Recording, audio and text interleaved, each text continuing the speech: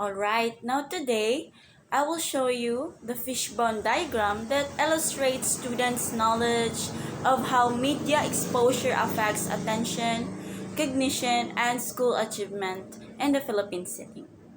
So it also represents the overall impact of learning, while each bone shows the different factors such as attention, thinking processes, behavior, emotions, and academic performance. So, it based on research that theories like cognitive load theory, social learning theory, it helps explain that on how media affects students' learning experiences. So the first bone shows the attention, which has media multitasking, notification distraction, shortened attention span, and cognitive overload.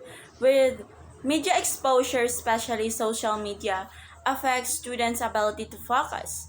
Notifications, multitasking, and short form videos reduce sustained attention. So this connects to cognitive load theory, which explains that when too much information enters our brain at once, our working memory becomes overloaded.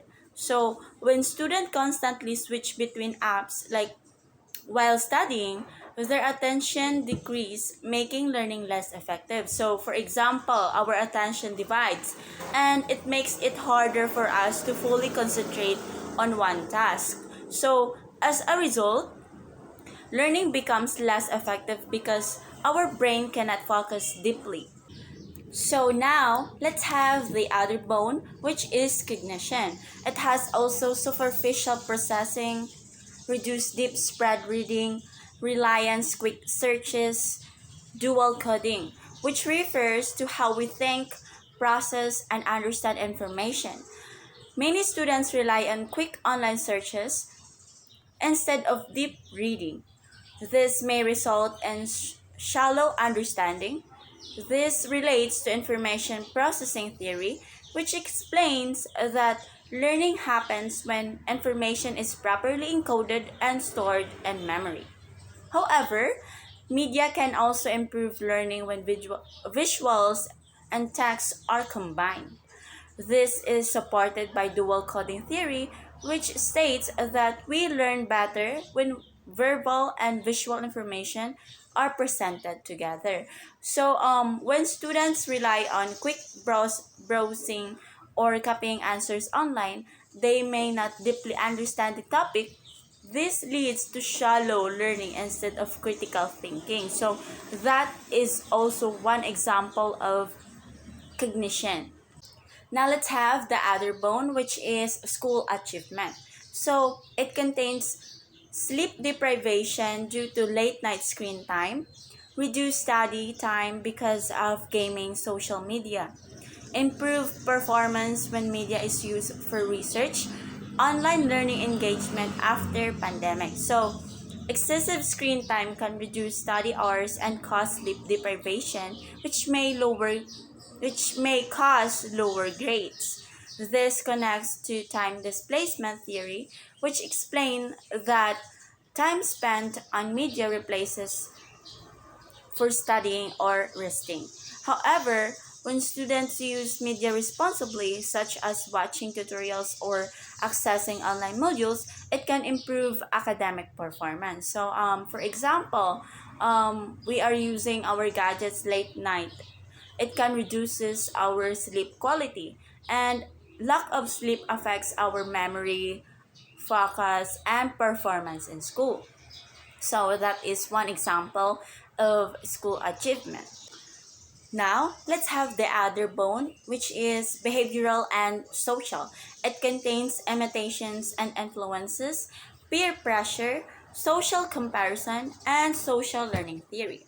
So, this bone is about behavior and social influence. Students often imitate behaviors they see online, including trends and attitudes.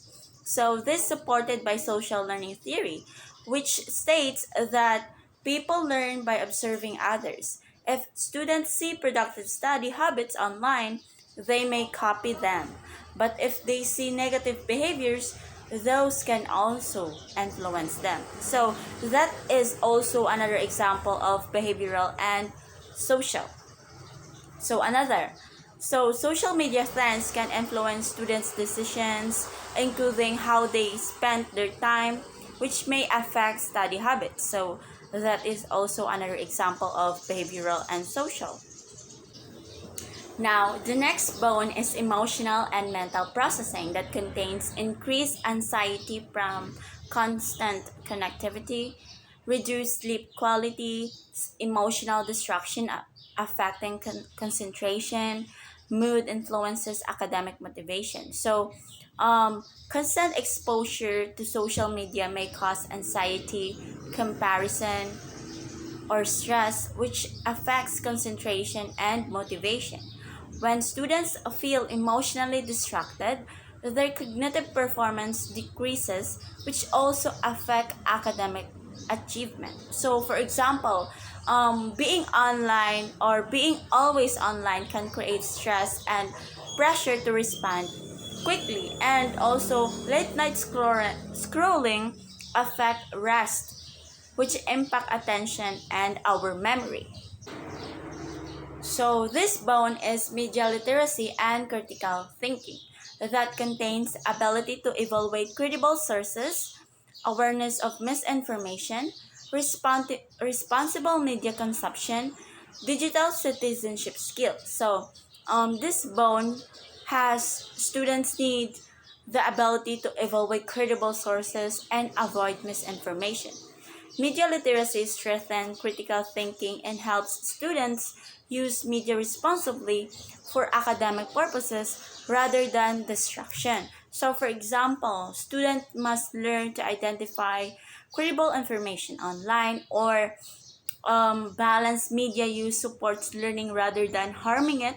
And another example is that students should practice respectful and ethical behavior online.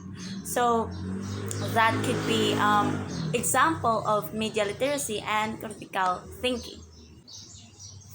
Now let's have the last part of the bone, which has high smartphone accessibility among Filipino students, affordable mobile data and social media popularity, post-pandemic online blended learning setup, limited parental monitoring, and school policies on gadget use. So, it represents root causes in the Philippine setting, such as high smartphone accessibility, affordable mobile data, post-pandemic online learning, and limited monitoring. These factors increase students' exposure to media. Thank you for watching my presentation.